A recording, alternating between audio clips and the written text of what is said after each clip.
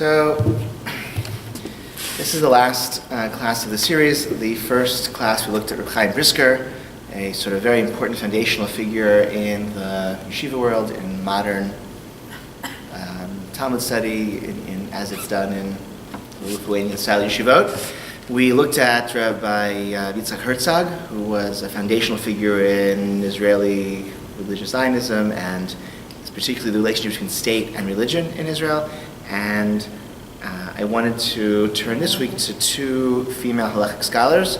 I think they have interesting things to say. I think their careers as halachic scholars is also kind of interesting and maybe says something about this moment in Jewish history. So I guess the first thing to say, sort of like what, there's a history of learned Jewish women that goes back to ancient times, and we have records from the medieval and early modern period about these sort of individual women who were sort of noted for their Torah scholarship and for even sort of positions of leadership in their local Jewish communities, like the Maiden of Ludmir and the Glockel of Hamlin, and maybe one or two others who are, whose names are kind of recorded in history and sort of notable because we know who they, it's sort of it's so unusual that we know who they are.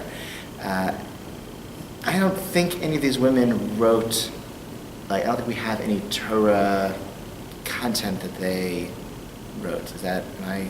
I think we have a manual for women's observance written. Cool. Or prayers written by a woman in the 17th century. That's, I didn't know that. Rivka. By name what? Meineket Rivka. Meineket Rivka. I've never heard of that. Okay, that's really cool. So it's a halachic book, or it's a collection of tefillot, or it's something in between? I don't remember. I have it at home. I can bring it. I'd love to see that. That's really interesting. Okay. Well, I was going to say there was nothing written. But not stock type. Okay. It would have been her repeating things. It wouldn't have been stock type. So sort of one kind of book that was sort of historically of some of interest is this one, Jewish Legal Writings by Women, which is, when was it published? Published in 1998, and it is a collection of short essays by, people who, it's sort of interesting to see what's happened to all these women since in the 90s they were writing these articles. Dvorak Zlatshauer, Lisa Berger, Gila Rosen, Erica Brown, Rachel Furst, Hannah Henkin, Malka Peterkovsky. Okay, so you have some of and Norma Bamwell Joseph, right? So it's an interesting range of women who are sort of involved in Jewish leadership, and then women who have continued in their scholarship. This book was greeted with, it received some very harsh reviews in sort of the more center-right corner. I mean, there's very fine gradations, but it was very negatively reviewed in tradition, and there was then a whole series of letters back and forth defending the book, against the critique that was published. What was the critique? That the scholarship was rigorous. Was what? Not rigorous. Not very rigorous scholarship, and very the range of scholarship between some of them are fine and but not particularly. What's that line? That which is good is not novel. That which is novel is not good. Who said that? That's a line. It's I think it was maybe Zimmerman said this about some book that you reviewed, right? I read this book. What was original was bad, what was good was not original, right? So that was, and the range of, and critiquing, they're not serious scholars, and they have other professions. How could they possibly be writing halachic articles there? They all have their grad students, they're physicians, they're this, they're that, they're historians, whatever they're doing, and to which some of the responses were what do you expect? This is a burgeoning field. Where 1998 there was no institution in the United States under Orthodox auspices where women could receive advanced Torah education in 1998, and there weren't that many in Israel either. There were how many halachic journals accepted peer-reviewed articles by female authors in 1998? Not that many more do now, but so the way in which Talmidei Chachamim started publishing and gaining a reputation as halachic scholars, that those pathways, that acculturation didn't exist. I've shared some of these texts with in this standing here before. So, and I'm happy to show you. I mean, it's interesting to look at it, again, that moment in time to read the exchange of the review and then the response to the review and the defense of the review and the back and forth in response to this book. And I think there were Rosh Yeshiva YU who also had disparaging comments. But I think I have to say I've not read most of the articles. Maybe I read a long time ago, but so I've read some of the articles in this book. I haven't read all of them. And again, I think it's a range of the quality. I think is sort of a big range. And I guess the question is like, what do you make of a book with this like Jewish legal, like, is it a novelty? Is it tokenism? Is it kind of like, no, or is it like this important act of like giving a platform to people who would otherwise be excluded from the halachic? Like maybe they need that step up, that kind of that goad to, right? So that, I don't know. So I think it's Torah Urim, which is sort of a it's a Jewish publisher that they're based in Israel. I think the way a lot of this, I don't know how it was back then. I think the way a lot of this works, you have a book to publish, and you pay for it. You promise to buy 2,000 copies, and then you sell them to your friends or whatever, and they publish your book. I think that's how a lot of Jewish publishing still works. I imagine it was maybe a little bit better back then. I don't think so.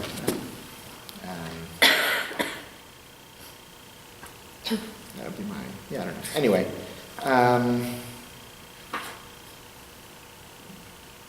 Okay. So, and then I guess a few years later, when Jofa was, or a year or two later, around that time, when Jofa was founded, they had this project called Tashma, where they would pay female Torah scholars to write sort of monographs on halachic topics. And they've done that. They've done a few of those over the years. And I think it has not been like has not been their most important agenda item, I feel, like sort of that project, but they have continued with that project and they continue to fund it and it still exists, and they actually worked out with Koren publishers to kind of reissue, I think, all of the old ones and a few new ones. They're all going to be published together in a book, and that'll be kind of a nice, like an updated version of Jewish legal writings by women with some of the same critiques. Hopefully the quality is better as female scholarship has developed over the years since then.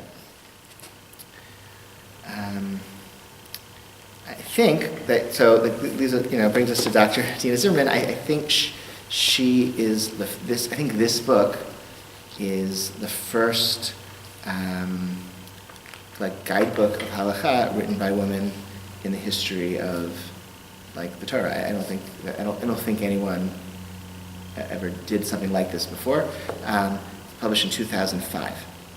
I don't know if you have it or if you've seen it. So okay. So how do we understand that? So first of all, let's talk about Deena. I have her biography. I don't know. Do you know her from Nishmat? Yeah, she came and talked to us in the day. Yeah, so she married a guy from Teaneck who lived around the corner from my in-laws.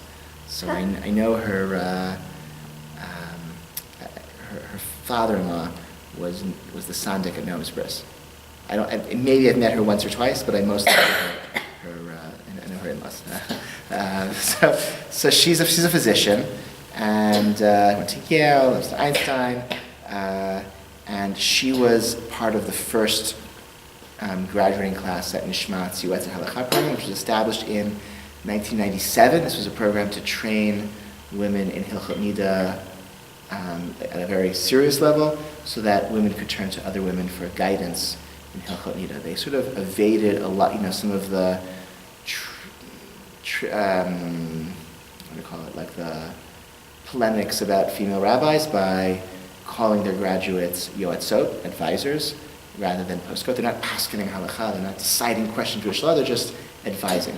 I think the line between advice and deciding is quite subtle, and I would be, but maybe the difference is a yoetz, someone who's giving advice, is really just telling you what's settled law, as opposed to deciding something that's unsettled, a new question. But again, it's really hard to, because what if the circumstances are always different, and every case is, in some levels is different. So it's not, I think it's still a subtle difference. And the course of education is really targeted in Hilchot Nida, so that's also less. It's an area that many women don't feel comfortable speaking to male rabbis. Many male rabbis don't feel comfortable getting questions, and questions aren't being asked that should be asked. And so it sort of seemed like a ripe area for this new resource. The program's been wildly successful. They get thousands and thousands of phone calls on their hotline, thousands of emails on their email, thing, and they now have, there are however many graduates in Israel who volunteer their time to answer phone calls, and they started a program in America for American women to study here, mostly, and to be certified in the same way, and there are a handful of them who even get paid to do this. Maybe 3 or 2, I don't know, who get paid for it in the United States. Part-time. Meaning, like synagogues will say, like 3 or 4 synagogues will get together and will pool together a salary for a female educator who maybe will do whatever else she does, but she'll also be available for the membership of our synagogues to answer these questions from women in the community. And the women who do this in the United States also, like, their services are used. Okay.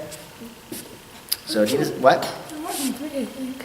There are more than 3 graduates, more than 3 who are paid for it. There are definitely more than 3 graduates in the United States. Who function as a outside for a community? In the United States? And are paid for it?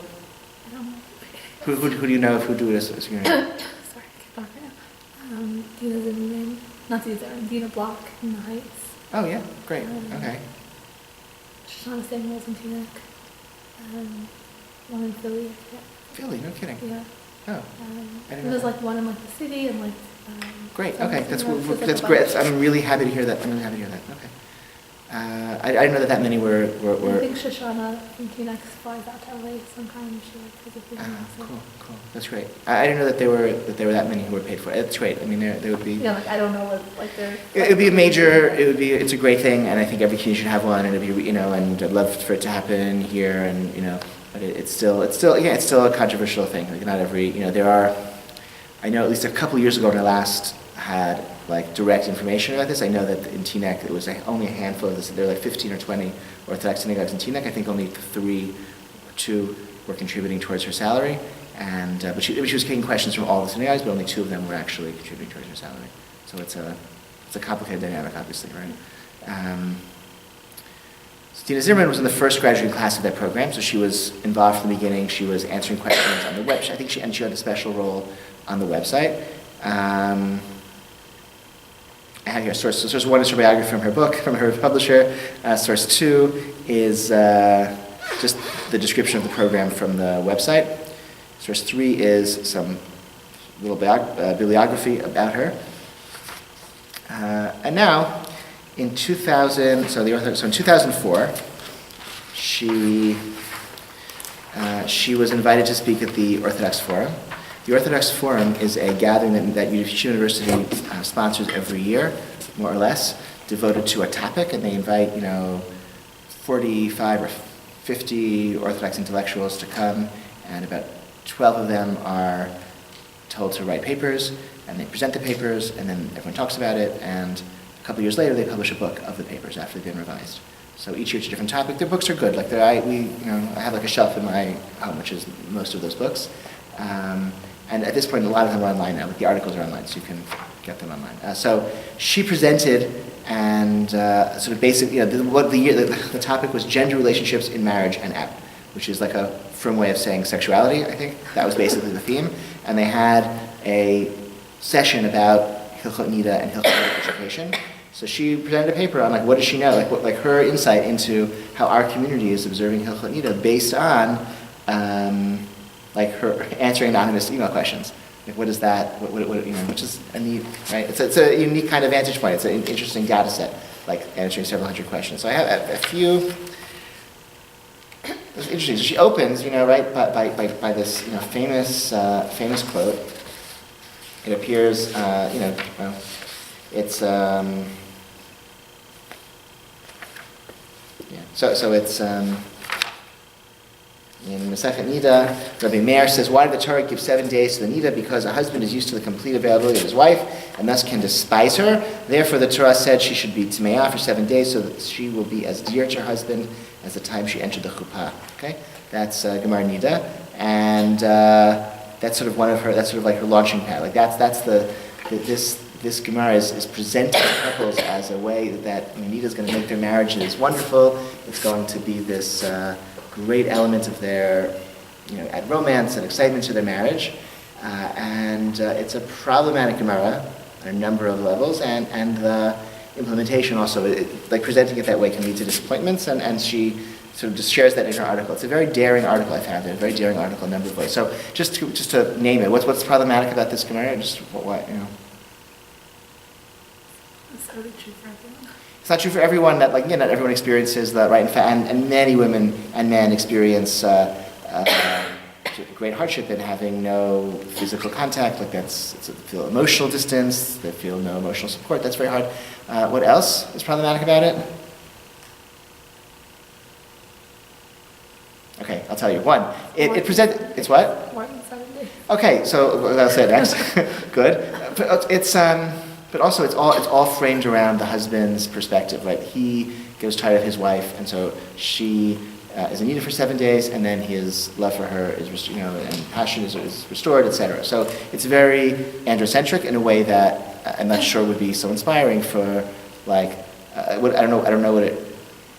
I could speculate that a woman reading this would be and present it to a woman as like, this is what this mitzvah that you're going to devote yourself to is about, would find that alienating. And third, as you pointed out, Rabbi Meir observed Nida for 7 days. The Torah says Nida is a 7-day time frame from the beginning of menstruation. 7 days, 7th day you go to the mikveh, and that's it.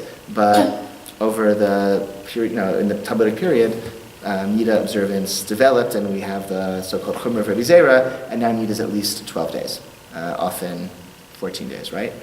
So it's a very different experience. So the psychological impact on one's marriage of 7 days of separation could be very different, 12 days or 14 days.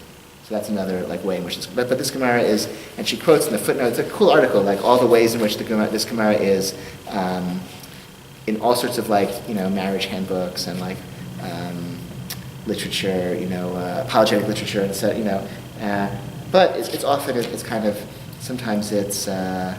They translate a little bit differently.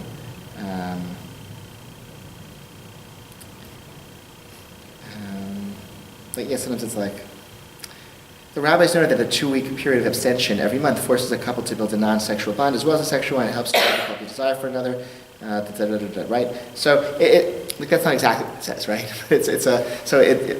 So she's aware of that, and she's sensitive to that, and so. One of the often underemphasized details in the statement of Rabbi Meir is that he refers to Nida as lasting 7 days. This is, of course, not the experience of couples today who will be observing a minimum of 12, or in some Sephardic communities, 11 days of separation. Some couples find that a separation of this length frustrates rather than freshens. Okay, the length itself could be different. So we don't have to disagree with Rabbi Meir. We have to say Rabbi Meir could be right, but his experience was very different from ours. Furthermore, another thing she points out in Torah, she's a physician, so she's aware of this. Regular monthly menstruation is a relatively recent phenomenon. The average woman at the time of Rabbi Meir would have menstruated 160 times in her life compared to the current average of 450.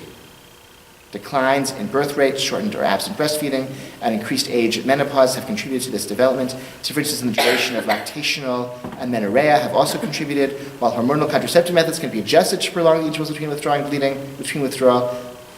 bleeding. This is often accompanied by breakthrough bleeding that could itself make a woman Nida. So just the experience of a couple, let's say a couple not using hormonal birth control, a couple trying to have a child, having Nida 11, 12, 13, 14 days of separation every month, that's not something that was a common, year after a duration of years, that's not something that was, that Rabbi Meir knew about, right? That was not common in the time of Rabbi Meir. It is common today. That dramatically changes the experience of observing this mitzvah. And again, and I didn't bring the article has just lots of questions from people who are just saying, this is hard for me.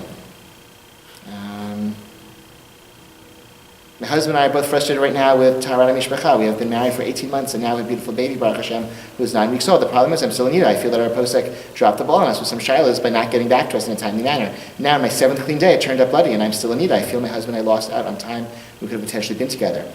Dealing with first-time parenthood is stressful enough. Is our situation common at all? Is it okay to be frustrated, if not angry at times, when we're feeling this mitzvah? Right? You feel for her, right?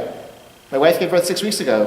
1 week ago, she started taking Micronor, which is a birth control pill for nursing women. She's been trying to have Sektara since week 4, and she's been taking it for 2 days. Now, if she's taking the Micronor, she has very heavy bleeding. Is it because of the Micronor? And if so, what can we do? Please answer quickly. I'm at my wit's end.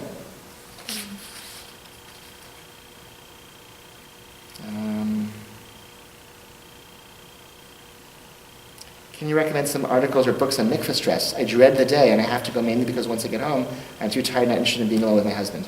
I feel that all the responsibility is on me to prepare. This stresses me out as well. I feel forced to be in the mood. At first I liked mikvah, now with 3 kids later, I struggle. Okay, so it's a very good article. I printed a copy. I don't need it. You're welcome to, the first one of you who gets it, you're welcome to take it. And the others, you can print it out yourself or read it online.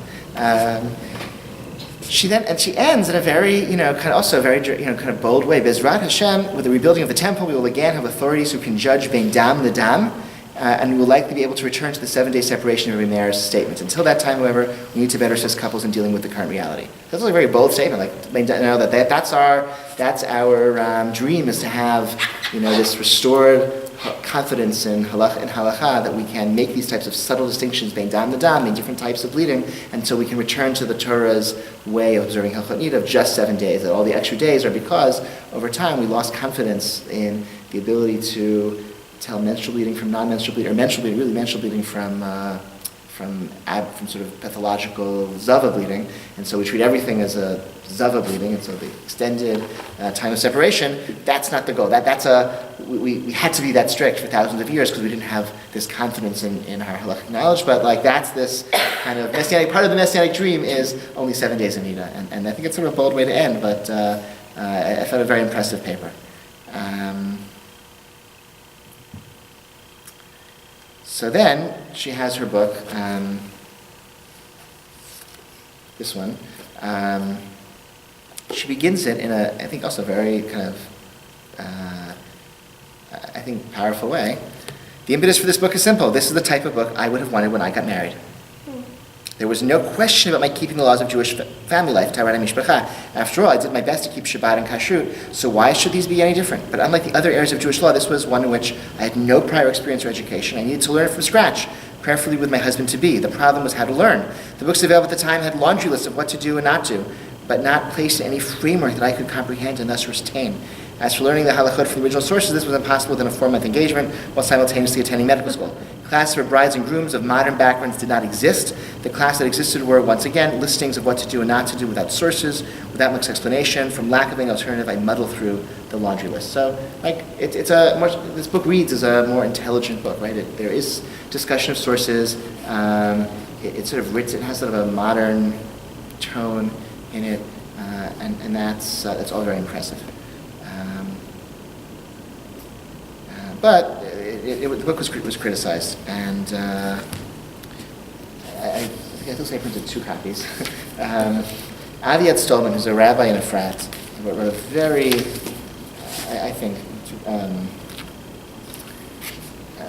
very good review of this book. Good meaning it's a sharp critique, but I think it's on point.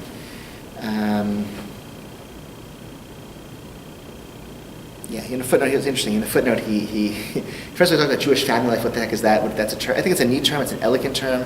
Sort of interesting. He thinks it's a translation of Taharat HaMishpacha, family purity, which is itself a 19th century term, which is also kind of interesting. That's sort of one of my pet peeves. I don't use the phrase Taharat HaMishpacha.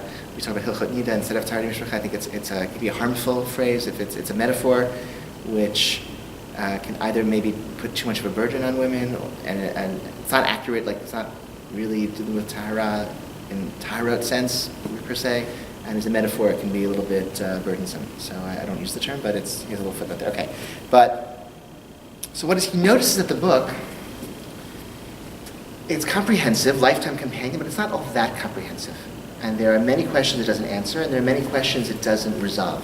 It sort of presents a number of questions without deciding them, and some it doesn't raise. For example, I was quite surprised, this is the second paragraph, to Dr. Zimmerman barely mention her own authoritative article on the subject of Vesed HaGuf, published not long ago. So this is her authoritative article on Vesed HaGuf, published in Tchumen. Tchumen is a major sort of halacha journal published in Israel in the religious Zionist community. She published an article together with Tova Genzel, Vesed Haguf Hebet Hilchati Refui. Vesed Haguf. Vesed Haguf. So in one of the sort of this is called Vesed, which is a term in the Talmud, a concept in the Talmud that a couple have to separate, not just the onset of menstruation, but when the onset of menstruation is expected.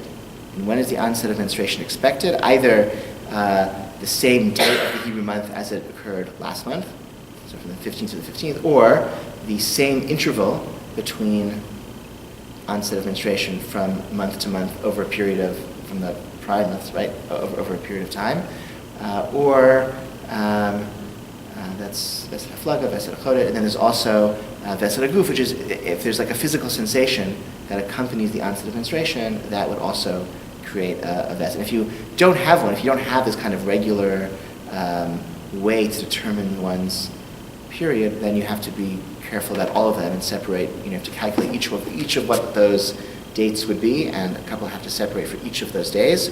If you do have a Vesed Kavua, a set expectation of when the onset of menstruation will be, then you only have to be concerned about that one, and the others you don't have to be concerned about. So it's better to have one. And this article is sort of determining what are, sort of giving modern medical analogies, sort of translating the Talmud's description of Vesed Haguf into modern medical terms. And so a whole, includes a table of all sorts of menstrual symptoms, premenstrual cramps, etc., how these could allow a woman to establish Vesed Haguf, that a woman who gets a certain type of cramping, no more than 24 hours before the onset of menstruation, that could be for her as a type of Vesed, which is better because the other Vesed don't really work. Why don't the other ones work? Because it goes by the calendar date, which is not like let's say even at like, I mean, it could work, but it's like a woman who finds her period at 5 p.m. on the 12th of the month. So 3 months later, 5 p.m. So 5 p.m. on the 20th, she could be perfectly. If she's give a perfectly 29.3, whatever, I don't know, whatever the average menstrual cycle. Let's say it's like totally like clockwork, 29.4 days, whatever it is. That's going to be on a different Hebrew calendar date because of the timing of sunrise and sunset. So she's not actually going to, even though she's like her body works like clockwork, it's not going to be. She won't get a Vesed Chodesh or a Vesed Haflaga because it's going to be different days of the calendar. So it's not going to actually be so helpful for her. So this is much better. This would be much more useful because then somebody could pay attention to her body, and she might notice things that accompany her period, and then she could have a Vesed Haguf. So this is like a pretty cool article. It requires a lot of halachic knowledge and also medical knowledge and medical research and halachic research, and that's pretty cool. But she doesn't seem to mention it so much in her book. Even the topic that she's an expert in, she shies away from in her book. My understanding is that her significant findings and formulation in that Zimmerman article should have challenged the way the laws of Vesed are conservatively taught. Based on the conclusion of that article, I would begin teaching the halachot by saying that most women have premenstrual symptoms which signal the onset of menstruation. Therefore, most women are not forced to rely on the problematic and complicated calculations of Vesed described in most manuals. This would simplify both the instruction and practical behavior of most women. Right? But she doesn't say that in her book. It's a much more classic Vesed. This is how you calendar date, duration. This is what you do. This is how you observe these laws. He goes on and says, since I feel that one of the most basic duties of a reviewer of any halachic manual is to supply the reader with a general evaluation of its approach to decision-making, I initially thought to map Dr. Zimmerman's rulings similarly to the model in the above-mentioned articles. He wrote an article in Akdamot, which is kind of neat. He reviewed like 5 or 6 different guidebooks in Hilchot Nida, and he made a chart about how they answered like several basic halachic questions. And you can see the chart, so you can compare Shlomo Levi's Shari Ora, is that his book, right? And you can see, and Rav Yosef's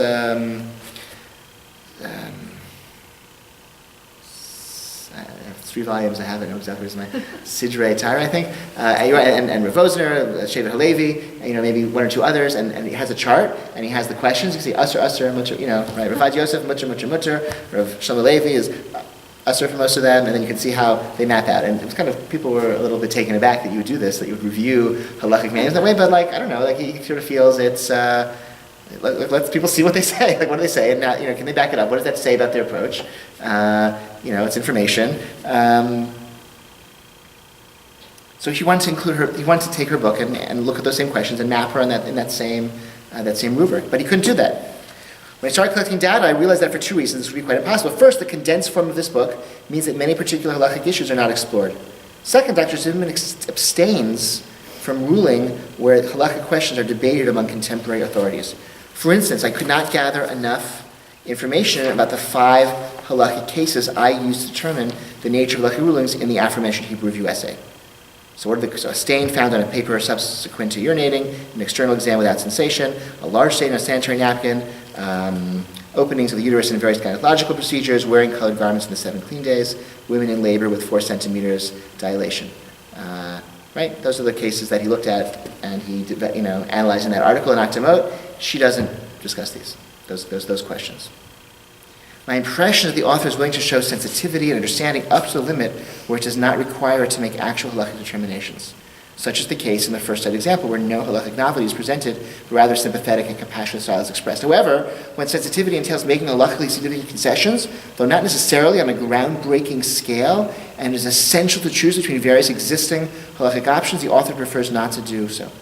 My previous assertions are in no way judgmental, but descriptive. Allow me to cite one example bearing broader ramifications that will lead to more critical assessment of one aspect of the book. I assume that Zimmerman's personal experience facilitates her careful, practical instruction, stressing that all the exams of the Hefsek Torah should be made with extra gentleness. An eternal exam to identify the moment when menstruation is ended. On the other hand, her hesitation to be lenient regarding the necessity of a moch dachuk in Hefsek Torah and women, quote, who find this exam uncomfortable, is most unexpected. The halachic basis for not following the stringency of moch dachuk in these cases is so obvious, as implicit in many manuals, that I did not anticipate the author's instruction to consult a rabbi in this case. In such an uncomplicated manner that is a clear answer, why does Zimmerman compel a woman to seek the advice of a halachic authority, in most cases a male rabbi, and discuss her intimate irritation? That's a case. I tend to agree. We teach, and I teach, Sarah and I teach couples that moch dachuk is a chumrah. It's a stringency that is not advisable for most people. Certainly in the early stages of their observance of Hilchot Nida, always better to add extra chumrah than to have to take them away because they don't work for you. And she shies away from saying that in the book. And he adds furthermore, I guess not in, So why the again and again, consult the rabbi, consult the rabbi, consult the rabbi? Which is a trope, not just this book, but actually many halachic guidebooks written in English about all topics. There's often consult your rabbi. So when one is able to understand the relevant law, particularly when one has already grasped the basic fundamentals of the topic, it seems that one does not have to seek the supplementary guidance of rabbinic authority. Consulting a rabbi is not a bad idea. When you purchase a practical lifetime companion to the laws of Jewish family life, you expect it to prove useful for everyday life. Right? Meaning it tells the information. Why ask? The author also writes, quote, another reason to consult one's own rabbi is that some of the halachic opinions expressed here may not be those quoted in some other books. There are areas of disagreement in many areas of halakha, fine. But the author mentions that, quote, the opinions expressed in this book have the approval of the rabbis whom I consulted, Rabbis Reuven Aberman, Yehuda Henkin, and Yaakov Arhaftig. These rabbis and the author herself are well competent to give halachic decisions in matters of Hilchot Nida. When you decide to follow a certain halachic book, in some ways it becomes your rabbi. When the book is clear, there seems to be no reason to seek specific guidance of another rabbi. Okay, so he was he's disappointed in the book, and it's really not because of its strictness and because of its reluctance to issue decisions. It's not the best book any longer in English. I think there's Torah Zlatschauer, who you may know, or pretty cool halacha and Talmud teacher. She taught at Drisha for a number of years. Now she teaches at Chovevei Torah, actually.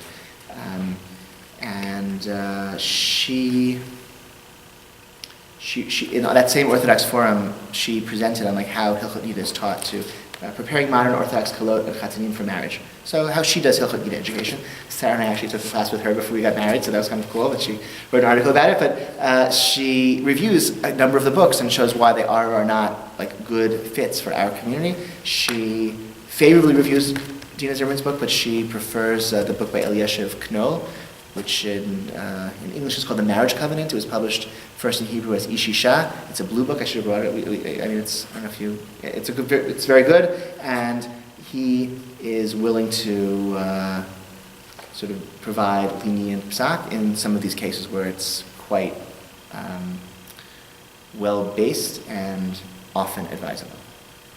Just you can also grab so we can grab this if you want.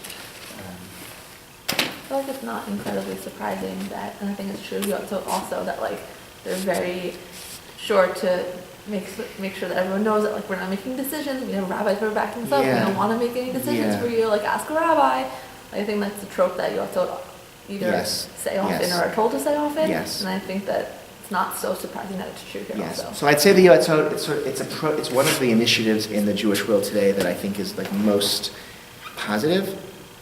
And also like most frustrating. It shows the power and the limits of playing an inside game and being really safe. So like super not threatening in the way they speak, in the way they dress, in their religious worldview, right? Super non-threatening, super conservative, and very differential in their statement. You know, we're just yotz, we just advise, we don't give psak, and the psak they do give, the guidance they give is very strict and conservative also. Like they're not opening this up to criticism, and by being that cautious and moderate, they've had inroads into all these communities where others would not have inroads, and they've changed lives. And there are hundreds, maybe thousands of babies who've been born because of the guidance they've been able to give that have allowed couples to have children who wouldn't have been able to have children before. I mean, it's incredible, right? But it's also like there are costs to that. I know of one yoetzet halacha who was married to a rabbi, who would receive, when she was like on her, it was her night to answer questions for the hotline, she would sometimes get questions, and she would say, like, call me back on my house number. Because if you call me at home, I can give you the answer I think is correct, or that my husband, the rabbi, teaches is correct, but on the Nishmat hotline, I have to give you like the Nishmat approved answer, which I think is overly strict in this area. We once had an occasion to call them when we were in a place where there was no mikveh in walking distance, and we were mikveh night was Friday night, and in a case like that, a woman can go to the mikveh on her 7th day, so long as she won't be alone with her husband until nightfall, right? Essentially, a woman can go to the mikveh on the 7th day. A man in certain circumstances can also go to the mikveh, right? It's called Tzful Yom. You go to the mikveh during the day, and you become pure after nightfall. And that category is called a Tzful Yom. You've been to the mikveh, but sort of waits until dark before it all kind of kicks in, right? So we generally don't want women going to the mikveh on the 7th day because they might, that's sort of an awkward situation. It's like very fraught and prone to slipping and stuff like that. So we generally don't allow it, and that's why women go the night following the 7th day, or if they have to go the day, they go during the 8th day, not the night. But they're not to go the day at all, just to avoid confusion, and women go to the mikveh at night. But in a case like this, it's permissible to go during the day, and the couple just make sure they're not alone until nightfall. So how does that work? It's very easy. So the white woman comes back from the mikveh Friday afternoon by car, and she drives straight to shul. And where she, and then by the time she and her husband get home, it's already dark. Or she drives home and the husband's already left for shul, and then he comes home and brings guests, and by the time the guests leave, it's dark, right? That's a way that you can avoid, you can make this permissible. But Nishmat was not, if I recall correctly, this was a long time ago, they didn't feel comfortable endorsing that and supporting that. And I guess I was still, we were still young and naive enough to ask them, and the mikveh wouldn't have listened anyway. No, but so in that particular instance, so I don't know if it would have mattered. But that to me sort of was a really good example of like I, more than once have helped advise people to go to the mikveh on the 7th day in a situation of that sort, and that was not something they felt comfortable authorizing. I guess the piece that's even like, she wrote the book, the piece that I think that in this last paragraph, she wrote the book with the partnership of Rav Henkin and her other teachers. They really, if they could have, meaning, it's not like she's writing it on her, if there could have been a little bit more guidance in it, but it's a useful book. I think it's short and concise, so it's a nice overview. I think the language is very, I like this sort of, it's something very modern and matter of fact about it. It doesn't have fluff. I don't like the fluff in the Nita books. Like it doesn't, promise, like the roses and the whatever. It's just, like you do mitzvot. Sometimes you like mitzvot, sometimes you don't, but we do them anyway because of the commitment we have to the whole system, and we don't pick and choose necessarily areas of Jewish law to ignore. So this is part of it, and here's how you do it. And I think that hopefully it's meaningful and valuable and enhancing to one's life, but you can figure that out on your own. You don't need the book to tell you what you're going to feel. So I appreciate that, but there are other books that are better. Like I think more. We have Knoll's book, which has since been translated to English, is like better. It sort of provides clearer, more lenient halachic positions, and Rosh Balafki's book is now like the gold standard in English for this. Okay. All right. These are 2 copies of Aviat Stolman's review of the book. If no one takes any of it, I'll be disappointed. Malka Peterkovsky. So I don't know as much about her. A lot of what I know is because my wife reads this book during shul, and I was wondering what it was that she read. Yeah. And it has all of the bulletins stuck in to prove it. So she receives an honorary doctorate from Bar Ilan University. So the press release, which I printed here, has her biography. So she taught at Pelech. Pelech is sort of like this liberal Orthodox girls' high school in Jerusalem. She taught there for a while, and then she developed the Talmud Halacha program there. She was director at the Beruria program in Zimmerman, which is an advanced post-secondary women's yeshiva in Jerusalem for Israelis, with an American branch also. And she was involved, and she's involved in a lot of other community projects. She's involved in Forum Takana. Forum Takana is a very interesting, so one of these like positive / negative, like really admirable / really disturbing phenomenon, depending on how you. It's a group. So this it was a group of like sort of thought leaders, rabbis, educators, communal leaders in the Dati Leumi community in Israel who decided to get together to confront issues of sexual abuse and similar issues within the religious community. And on the one hand, that's great. On the other hand, these things really should be handled by the police, who can launch a proper criminal investigation and can subpoena witnesses and can prosecute crimes, as opposed to keeping it within the community, et cetera, What do et they cetera. try to do? Settle it, or So the only or? case that I know of, sort of the case that I'm aware of, which is the one that they sort of handled, I don't know if they handled it poorly, it sort of blew up in their faces, was the case of Mati Alon, who was this rock star rabbi, which is probably also a warning sign, like that he was that pop, and there were allegations, they investigated, they felt the allegations were valid. They said, you have to leave, stop teaching Torah. That's the condition. We won't go public, you have to stop teaching Torah. So he agreed, and he did, and he moved up north and told everyone he was whatever he was doing. But then he didn't stay with it, and he kept did more teaching, and eventually somebody made a criminal accusation. So with him, it was not, the things he was accused of doing were not criminal, right? They were not professionally appropriate for a rabbi. They were consensual sexual relationships with male students above the age of 18, like Hezder students. So it's not appropriate for Rosh Yeshiva. It's not ethical. It's not professionally ethical. It's halakhically problematic. So that was I think that was what the allegations were, and eventually he got in trouble because one of them was able to turn into, I forget, either he was under 18 or he had some way in which he could make a criminal, and there was a criminal investigation, and there were threats against members of Forum Takana. It was really awful. And Rav Mati Alon, actually, I think surprisingly, his career has continued. Actually, he still teaches Torah. That's sort of the crazy thing. He's emerged okay from all this. So that's sort of like a what? Where does he teach? Various places. You'll see sometimes yeshivot and shuls and stuff. Yeah. It's not so surprising. I mean, it happens here too, right? I mean, it's not.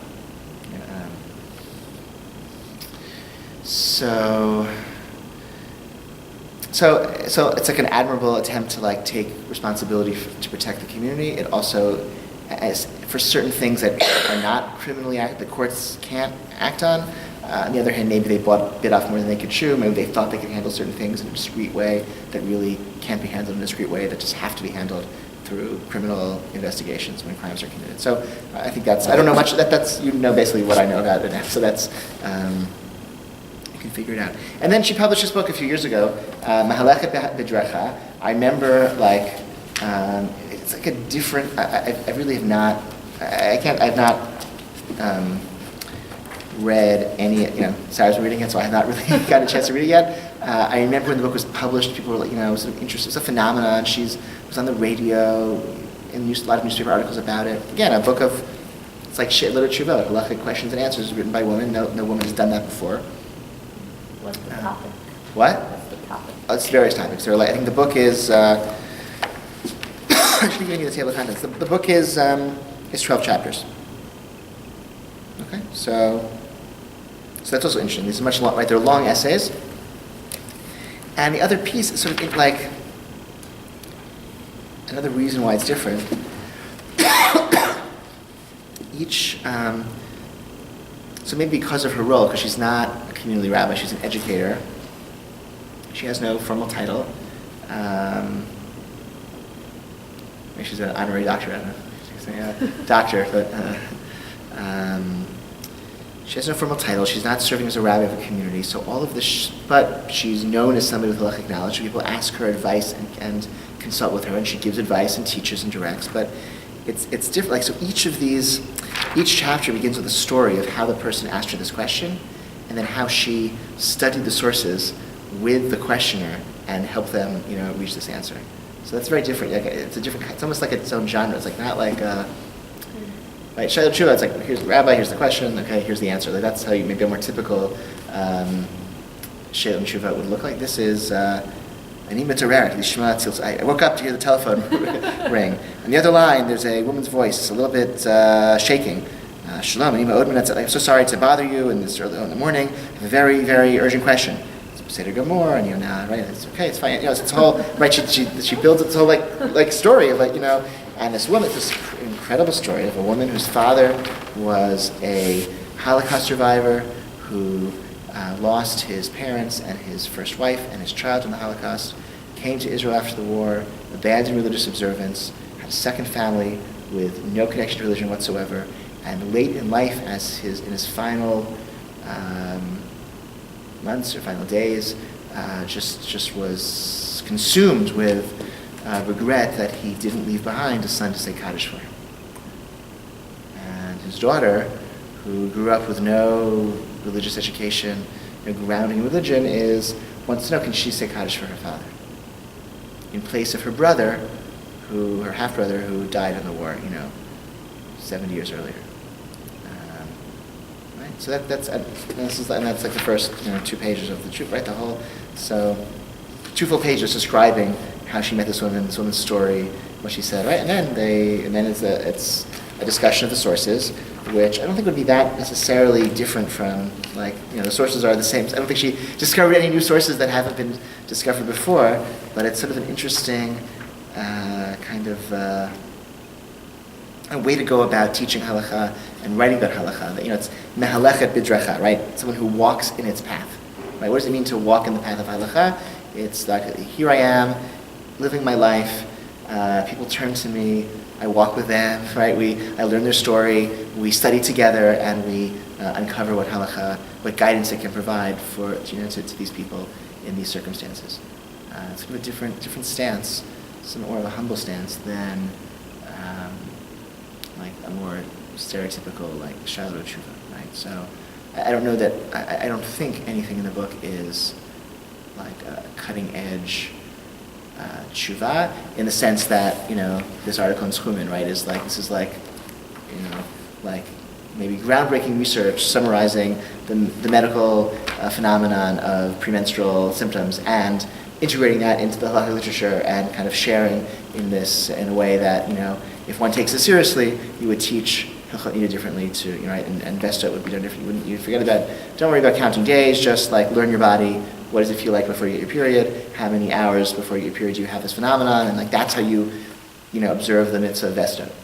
I don't know if she has as many or any new ideas. Although, I don't know, Sarah, again, Sarah's read the book, I haven't, and she said, really interesting idea, really interesting perspective on this, but I don't know that it's necessarily always, I don't know that the importance of the book has been in its, like, the chidushim per se, as much as, like, maybe what is special is the approach to halakha as a conversation, as a process where somebody with more education can be it's not like the rabbi decides in some like magical way that the rabbi has access to some like magical powers to render something kosher or not. No, but there's knowledge out there and we can access it together, and because of my education I can be bridged to help you get that knowledge also, and then we can figure out what it means and what it means to the unique circumstances of your life and where you are and your family, etc. Which I think to me is a very appealing way to think about what halakhic education could be like, what halakhic guidance can be like, and I think maybe the fact that she's not a community rabbi, that she's not tempted to, that people aren't, the volume of questions maybe is a little bit lower, and she isn't tempted to be, apodictic, and therefore takes the time, at least in these 12 cases, to kind of explore that path rather than to give straightforward answers. So, Was there backlash to this book at all? I don't recall a lot of backlash to this book. And I'm sure there was. I don't remember any of it. I remember some years ago, maybe more recently, Midrash at Mindavam has their advanced, program for women's halakhic leadership. It's called Sally Bradford Institute for Women's Halakhic. So they published a little booklet of Sheilot and Tshuvot written by their students, and that I saw was there was at least one or two of the articles there was harshly reviewed by not in a nasty, terrible way, but in a harsh way by an American rabbi. Yeah, it's not backlash. It's just and there was an exchange a frank exchange of ideas, opinions. Yeah, it's sort of interesting. To me, the halachic scholarship that to me, and halachic scholarship and Talmudic scholarship, that in my opinion is the most refined and rarefied element of Jewish civilization and Jewish culture, and the most significant part of Jewish religious and intellectual life. And so therefore, and the impact of feminism on our community, I would hope it would be in this realm of advanced Talmudic scholarship and advanced halakhic scholarship. I think those who are funding institutions that train women don't have those priorities as much, right? And there are all sorts of reasons for that. So maybe I'm still waiting for more books like this and better ones and more expansive ones, and I have this sort of fantasy there'll be a safer everyone will love, and no one will know that the author is really a woman until years later, and be like, wow, do you know that the such and such was really a woman? It'll be like this big. That'd be kind of cool, right? But also it means she has to publish it without even knowing that she's a woman. Right. I understand. It's one of my fantasies. Yeah, there's a way. Yeah. It's hard, I think I think there's a debate about what's important and what changes people's lives and what changes communities, and right. There's the Gemara in Daf Yomi. I want to take you in Daf Yomi. Yesterday there was this incredible story of Chizda, Chanina, and it's embarrassing that I'm forgetting the names. It's being recorded. Chanina and Rav Chia. There was a Beit, And one says to the other, how could you dare to disagree with me? My mind is so sharp and my knowledge is so great that if the entire Torah were forgotten from Israel, I alone could restore it. I could recreate all of Torah because my mind is so sharp and my reasoning is so powerful. And the other responded, you dare to disagree with me. I'm the one whom I am sufficient to make sure that Torah is not forgotten from Israel. How do I do that? I would take flax, and I'd weave a net, and I'd catch a deer, and I would shecht it, and I would feed the meat to the orphans, and I would take the hide and write 5 Chumshei Torah, and I would teach it to 5 students, and I would teach 6 Sidrei Mishnah to 6 other students, and I would tell them all to teach each other, and that way Torah won't forget from it, right? So, it's an incredible, right, powerful Gemara, right? It's what's going to sustain, what sustains Jewish life? Is it brilliance of a scholar who, all by himself, he has the capacity, he could be somewhere, and he's like our island, he can keep it all and recreate all of Torah just through his own brilliance? Or is it let's make sure the orphans are fed and make sure that our schools are funded and the children in school are learning basic things so that they can teach others and our community can sustain itself in that way. It's like a sort of an elitist vision of what sustains our community versus a grassroots, basic education. That's what sustains our community. That's what keeps Torah alive. So, right? And so I think they're all, there's something really powerful that somebody in a base Midrash, teaching over Kiv Eggers, and there's also a value of somebody in a school teaching Aleph Bet to 5-year-olds, right? So, all right, thank you. Next series of 3 lectures is Malka, which is coming back. That's really exciting. She's a superstar, and her book just came out. That's exciting, and tell your friends. Okay. All right, thank you.